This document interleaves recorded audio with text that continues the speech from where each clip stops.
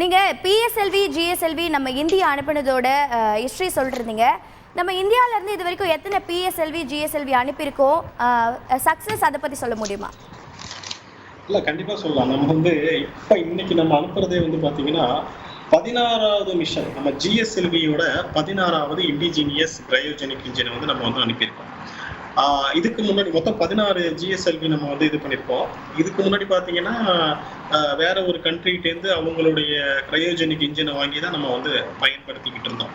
So அதுக்கப்புறம் நம்மளாம் இண்டிஜினியஸாக cryogenic engine செய்ய ஆரம்பிச்சிட்டோம். அதில் இது 10வது கிரையோஜெனிக் இன்ஜினை வச்சு பண்ணது.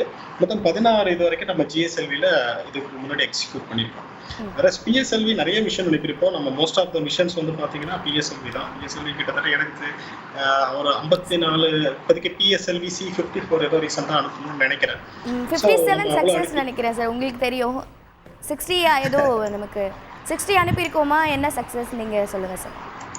ஆமாம், கிட்டத்தட்ட பிஎஸ்எல்வி கடைசியாக அனுப்புனது 58 59 அனுப்பணும். என்ன சரியா தெரியல, கொஞ்சம் ரெஃபரன் பண்ணி தான் சொல்லணும். ஸோ இது வரைக்கும் நம்ம அனுப்புனது எல்லாமே பிஎஸ்எல்வி மோஸ்ட் சக்ஸஸ்ஃபுல் மிஷன் தான். அது நம்ம எல்லாமே வெற்றிகரமாக செஞ்சுருக்கோம்.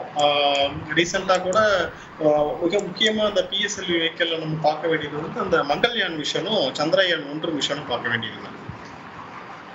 Right sir.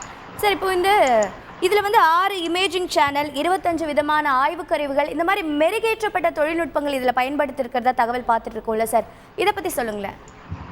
ஆமாம் மேம், இப்போ ஒரு ஸ்டேஜுமே ஒரு இது நம்ம ஐஎஸ்ஆர்ஓவில் அனுப்பும் போதுமே என்ஹான்ஸ் பண்ணி தான் அனுப்புவாங்க. ஒரு விஷயம், ஒரு சேட்டலைட் இருக்குன்னா அடுத்ததை இருக்கிறத விட அடுத்த லெவலுக்கு ஒரு படி முன்னேற்றி தான் அனுப்புவாங்க. அதில் பார்க்கும்போது இப்போ நம்ம அனுப்பியிருக்கிறதுல பார்த்தீங்கன்னா கிட்டத்தட்ட 6 வேவ் லென்த்தை மெஷர் பண்ணுற அளவுக்கு பல்வேறு அலைநீளங்களில் மெஷர் பண்ணுற அளவுக்கு கேமரா இதில் இமேஜர் வச்சுருக்காங்க. இந்த இமேஜர் என்ன பண்ணணும்னு பார்த்தீங்கன்னா டிஃப்ரெண்ட் ஃபில்டரை போட்டு, இப்போ உதாரணத்துக்கு ஒரு பூமியிலிருந்து வெளிப்படுற அகசிவப்பு கலரை மட்டும்தான் நான் ஆய்வுக்கு உட்படுத்த போறேன் அப்படின்னா அந்த கண்ணாடியை மட்டும், அந்த ஃபில்டரை மட்டும் அந்த செயற்கைக்கோளை வச்சு பூமியை படம் பிடிப்பாங்க. ஸோ சிவப்பு கலரை நம்ம பார்க்கும்போது என்ன ஆகுனா பூமியோட வெப்பம் தெரியும், அதோடைய வெப்பம்லாம் எங்க படர்ந்துருக்கு அப்படிங்கிற ஒரு விஷயம் தெரியும். அதே எனக்கு அது வேணாம், அது இல்லாம பூமியை நார்மலா மனிதர்கள் பார்க்குற மாதிரி நான் பார்க்கணும் அப்படிங்கிற விஷயத்துக்கு எடுக்கிறனால நம்ம எடுக்கலாம். அதே மாதிரி அல்ட்ரா வயலட், இது எல்லாமே மனித கண்களுக்கு தெரியப்படுற போட்டோவையும் எடுக்கலாம், மனிதன் கண்களுக்கு புலப்படாத போட்டோவையும் எடுக்கலாம். இதை தான் என்ன சொல்றாங்கன்னா மொத்தம் 6 அலைநீளங்கள்ல போட்டோ எடுக்கிற கருவி இதுல வச்சிருக்காங்க. அப்புறம் 19 சேனல் அப்படின்னு ஒண்ணு கேட்டீங்க இல்லைங்களா, சவுண்டர்.